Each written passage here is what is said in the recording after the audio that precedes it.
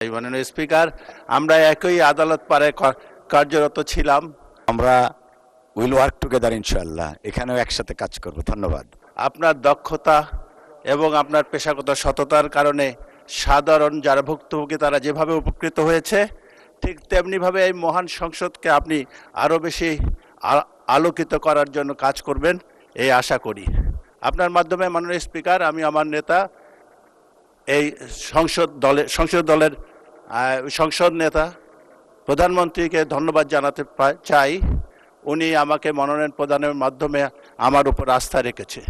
পাশাপাশি আমি আরও ধন্যবাদ জানাতে চাই আমার নির্বাচনী এলাকা হাতীবান্ধা এবং পাটগ্রামের সাধারণ মানুষকে, যারা তাদের মূল্যবান ভোট প্রদান করে এই সংসদে এসে তাদের পক্ষে কথা বলার জন্য সুযোগ দান করেছে। মাননীয় স্পিকার, আমার নির্বাচনী এলাকায় 2টি উপজেলা, একটি হাতীবান্ধা, একটি পাটগ্রাম, এবং এই 2 উপজেলায় 2টি স্বাস্থ্য কমপ্লেক্স আছে।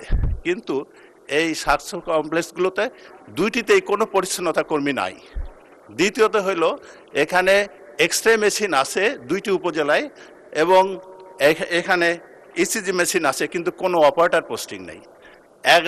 হাতীবান্ধায় 11টি, পাটগ্রামে 12টি বিশেষজ্ঞ চিকিৎসকদের পদ থাকলেও একজন বিশেষজ্ঞ কর্মরত নাই। আপনার মাধ্যমে আমি স্বাস্থ্যমন্ত্রীর দৃষ্টিতে আনতে চাই যে এই নিয়োগগুলো দেওয়ার ব্যাপারে উনি কার্যকর ভূমিকা রাখবেন কিনা। আমরা অতি সত্বর এই বিশেষজ্ঞ চিকিৎসক সহ অন্যান্য জনবলগুলো পাবো কিনা। আপনাকে ধন্যবাদ মাননীয় স্পিকার।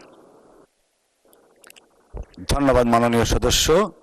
আমরা উইল ওয়ার্ক টুগেদার ইনশাআল্লাহ, এখানেও একসাথে কাজ করব। ধন্যবাদ।